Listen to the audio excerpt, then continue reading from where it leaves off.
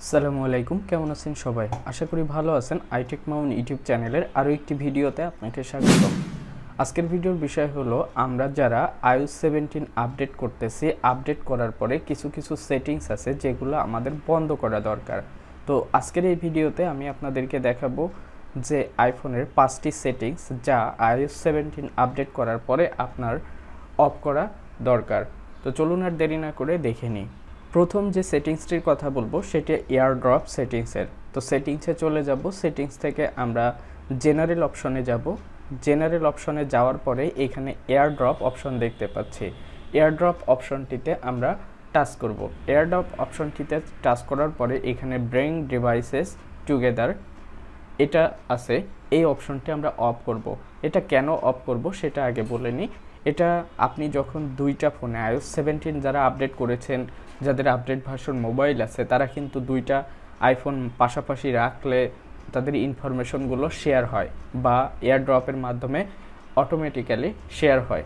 তো এখানে আপনাকে বলতেছে easily swap numbers with NameDrop, share photos and more by holding the top of your iPhone close to another iPhone. অর্থাৎ আপনার যে ইনফরমেশন আছে এইগুলা কিন্তু অন্য যে ফোনটাতে কানেক্ট হচ্ছে সে কিন্তু আপনার ইনফরমেশনটা পেয়ে যাচ্ছে, যেরকম আপনার নাম, তারপরে এয়ারড্রপে শেয়ার ফটোসে কোনো কিছু থাকলে সেটা। তো এই ধরনের অপশনগুলো আপনি যদি পারমিশন ছাড়া অন্যকে দেন তো কেমন হয়ে যায়। তো আমার জানা মতে এই অপশনটি আপনারা যদি অফ করে রাখেন সেটা আপনাদের জন্যই ভালো। যখন আপনার এয়ারড্রপের দরকার হবে, ফাইল শেয়ারিংয়ের দরকার হবে, জাস্ট সেই সময় আপনি এখান থেকে এসে এই ব্রিং ডিভাইসেস টুগেদার এই অপশনটি অন করে দিতে পারেন। আদারওয়াইজ এই অপশনটি সবসময়ের জন্য বন্ধ রাখবেন।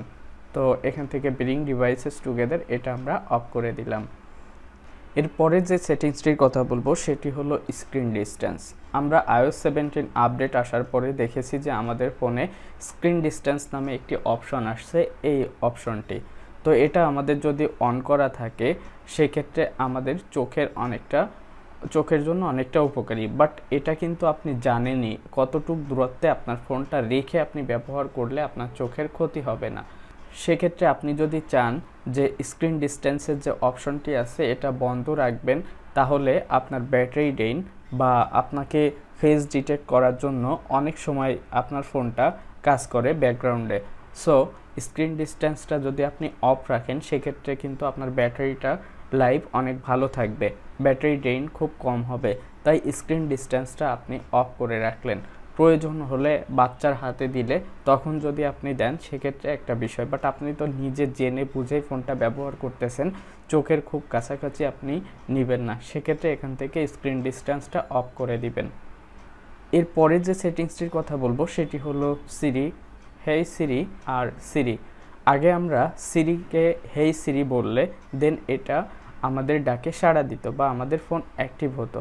এখন হেই সিরি অপশন কিন্তু আপনি পাবেন। এখানে দেখুন যে সিরি আর হেই সিরি এই অপশনগুলো আছে। অর্থাৎ আপনি যদি হেই সিরি অপশনটি অন রাখেন বা সিরি শুধু সিরি বললে আপনার ফোনটি কমান্ড নেবে। বাট আপনি এটা যদি অন করে রাখেন হেই সিরি বা সিরি, সেক্ষেত্রে আপনার ফোন ব্যাকগ্রাউন্ডে কাজ করবে কারণ আপনি হেই সিরি বা সিরি অন করে রেখেছেন। কখন সিরি বলতেছেন বা হেই সিরি বলতেছেন সে আপনার ফোন সেটা ডিটেক্ট করার জন্য ব্যাকগ্রাউন্ডে কাজ করতেছে। এর জন্য আপনার ব্যাটারি কিন্তু খুব ড্রেইন হবে। সো এইখান থেকে আপনি এই অফ অপশনটি দিয়ে রাখবেন, এখানে দিয়ে রাখায়। আর এখান থেকে প্রেস সাইড বাটন ফর সিরি। যদি আপনার দিনে 1-2 বার সিরি অপশনটি দরকার হয় বা একটা নির্দিষ্ট সময়ের জন্য আপনার সিরি দরকার হয়, সেক্ষেত্রে আপনি এখান থেকে এসে বাই ডিফল্ট অন করে নেবেন, অথবা প্রেস সাইড বাটন ফর সিরি এটা দিয়ে নেবেন। তাহলে হবে কি, আপনি প্রয়োজন হলে সাইড বাটন প্রেস করলে আপনার সিরিটা অন হয়ে যাবে। আর যদি এখান থেকে লিসেন হেই সিরি বা সিরি রাখেন সেক্ষেত্রে ফোনটি ব্যাকগ্রাউন্ডে কাজ করবে এবং আপনার ফোনের ব্যাটারি ড্রেইন করবে। সো আমার মনে হয় এখান থেকে হেই সিরি বা সিরি অপশনটি অ্যাক্টিভ না করাই বেটার। এরপরে যে সেটিংসটির কথা বলবো সেটি স্ট্যান্ড বাই। আমরা জানি যে iOS 17-এর নতুন একটি ফিচার্স হলো stand by mode. Stand by মোডটা আমরা যদি সেটিংসে যাই, সেটিংসে যাওয়ার পরে এখানে দেখতে পাবো স্ট্যান্ড বাই মোড দেওয়া আছে। স্ট্যান্ড বাই মোডের ভিতরে একটি ফাংশন আছে শো নোটিফিকেশন। তো ক্রিটিক্যাল যদি কোনো নোটিফিকেশন আপনার ফোনে আসে, সেই নোটিফিকেশন কিন্তু আপনার এই স্ট্যান্ড বাই মোড যখন থাকবে ডিসপ্লেতে এসে ওইটা সরবে না। অর্থাৎ অন্য কেউ যদি আপনার ফোন ওই টাইমে দেখে বা আপনার পাশে থাকে, সেক্ষেত্রে স্ট্যান্ড বাই মোড থাকা অবস্থায় নোটিফিকেশনটা কিন্তু সেও দেখতে পাচ্ছে। তো আমার জানা মতে এই অপশনটি যদি আপনি অফ রাখেন, তাহলে ক্রিটিক্যাল মেসেজ বা এই টাইপের কোনো কিছু থাকলে আপনার স্ট্যান্ড বাই মোডে সেটা শো হবে না বা লং টাইম ধরে নোটিফিকেশন অপশনে থাকবে না। এরপরের যে সেটিংসটির কথা বলবো সেটি হলো স্ক্রিন শেয়ারিং। আমরা স্ক্রিন শেয়ারিং করলে আমাদের ফোনে নোটিফিকেশন আসবে, এটাই স্বাভাবিক। বাট স্ক্রিন শেয়ারিং অবস্থায় আপনার ফোনে যদি কোনো নোটিফিকেশন আসে, সেটা যদি আপনার এখানে অন করা থাকে, তাহলে ওই স্ক্রিনে গিয়ে শো করবে। আপনার ফোনে একটি গুরুত্বপূর্ণ মেসেজ আসলো, সেটার নোটিফিকেশন যদি অন্য কোনো স্ক্রিনে ভিউ হয়, সেটা আপনার জন্য ক্ষতিকারক। কারণ আপনার পার্সোনাল কোনো মেসেজ আসতে পারে বা পার্সোনাল কোনো ইনফরমেশন থাকতে পারে, সেখানে নোটিফিকেশন গেলে সে যদি ওইটাই ক্লিক করে, তাহলে আপনার ইনফরমেশন সে দেখতে পাচ্ছে। তো প্রাইভেসি অ্যান্ড সেফটির জন্য আমার জানা মতে এখান থেকে অ্যালাউ নোটিফিকেশন এই অপশনটি অফ করে রাখবেন।